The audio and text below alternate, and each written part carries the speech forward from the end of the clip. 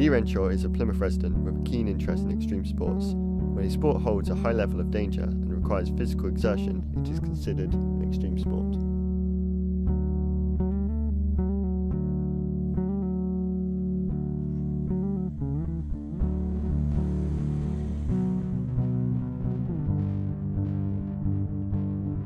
It's home, it's by the sea, to be honest. There's nothing that's not here that I want.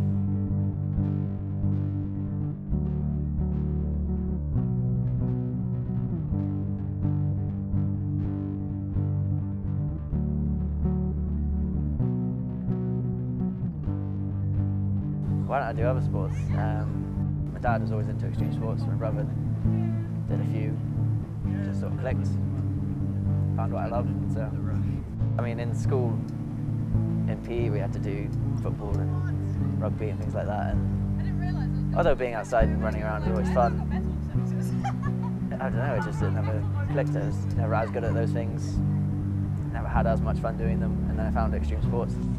I did skateboarding first, like normal shortboards. A couple of my friends had longboards and it seemed a lot more chilled out, a lot cooler. Had to go on all of their boards and it seemed like something I wanted to do, so I bought my own. When I started skateboarding, it was just another thing I was doing. That's all you think about, is just getting along. I mean, like schoolwork or whatever else, normal work, it doesn't matter.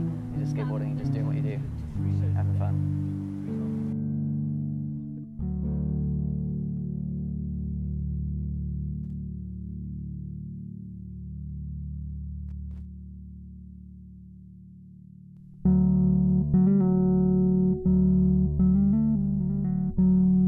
About 2 years ago, I came up with the idea of skating from John O'Groats to Land's End. Well, to start off with, we weren't sure which way around we were going to do it. And it made more sense to start in Scotland and finish in Cornwall. Mostly to start off with, we were thinking if anybody wanted to come and see us at the finish line, we're a bit closer to home, living in Plymouth, it's not that far. And then when we started looking into the logistics of it a bit more, I had a few meetings and things like that.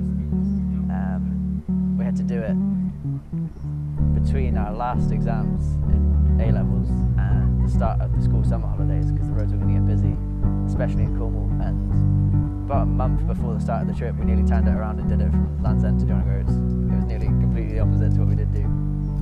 The trip itself was tiring. I mean, all three of us said that we've done harder things day to day, and 10 tours, hiking and Dartmoor and stuff like that.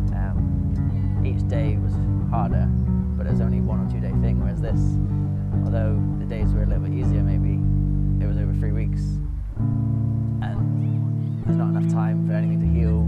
Each day everything's just getting a bit worse. We camped every night, so we were wet and tired and not sleeping properly. It's hard work, but it's definitely worth it. I mean, all we talk about is doing another one and what we're going to do next.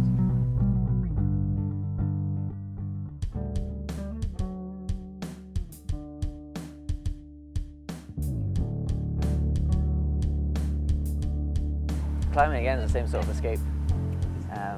Like I say, not really thinking about anything else. You don't have time to think about anything when you're climbing, because if you mess up, then there's consequences for that one. I've had a couple of small falls and one big one. It wasn't so much a fall, not that I let go. I was already leaning on some gear that was in the wall, and it came out and kind of hit the floor a bit. But the rope had already taken all of my weight, really. So although I hit the floor, nothing was broken, I wasn't injured at all. I got up and finished the climb, to be honest.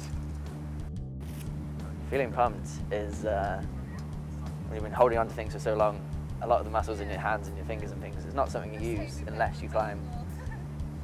And it's just an absolute burning feeling in your arms, forearms. All you want to do is let go. Obviously, if you let go, you fall, bad things happen. So, not a good feeling.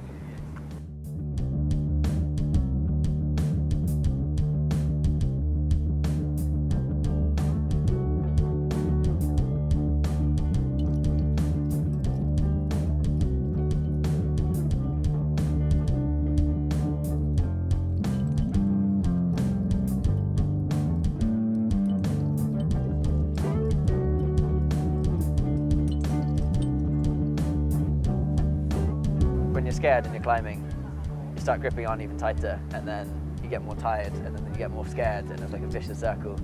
But then you get to the top, and it's probably the most alive you'll feel.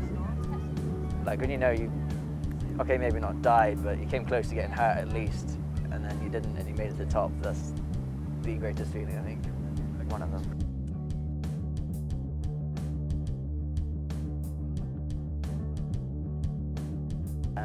My parents have always supported me with whatever I did, especially sports-wise. My dad was quite sporty when he was younger, and then when I took it a bit bigger, they supported me more than I could have asked for, really.